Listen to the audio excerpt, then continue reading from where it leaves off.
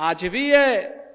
कुछ लोग हैं कहेंगे खाएंगे रहेंगे हिंदुस्तान में, खाएंगे हिंदुस्तान में, लेकिन वंदे मातरम गाएंगे नहीं।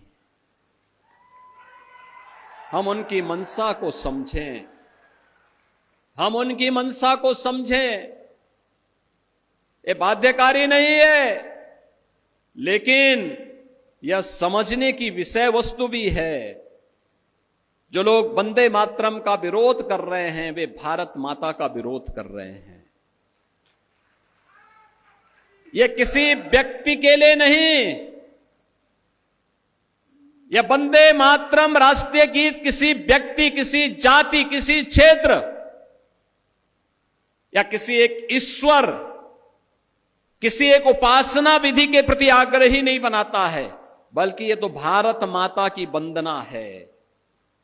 भारत माता के प्रति हमारी कृतज्ञता है। भारत माता के लिए गाए जाने वाले हमारे उस स्वर का प्रतीक है जो हमारे अंतःकरण के भाव को व्यक्त करता है। और यह सच है, हमने देवी के 3 रूपों को, महादुर्गा, महासरस्वती और महालक्ष्मी के रूप में ही पूजन करके भारत और भारतीयता को आगे बढ़ाने की शक्ति अर्जित की है। तो स्वाभाविक रूप से वंदे मातरम के माध्यम से भी इस सस्य श्यामला मातरम की इस भाव को ध्यान में रख करके हमने उसे महादुर्गा, महालक्ष्मी और महासरस्वती के रूप में उसकी वंदना करके भारत के प्रत्येक नागरिक से यह आग्रह किया है कि वह वंदे मातरम के साथ जुड़े, भारत की राष्ट्रीयता को मजबूती प्रदान करें। याद करिए, जिस गीत को स्वयं स्वर दिया हो गुरुदेव रविंद्रनाथ टैगोर ने, उस गीत का विरोध किया जा रहा है।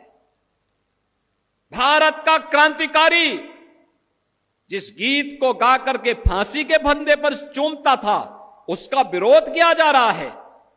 भारत की एकता और अखंडता का प्रतीक जो गीत है, उसका विरोध किया जा रहा है।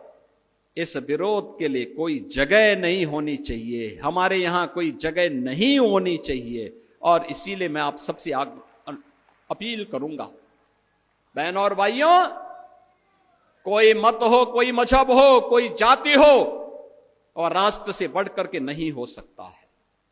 याद रखना, हम सब के लिए राष्ट्र प्रथम होना चाहिए।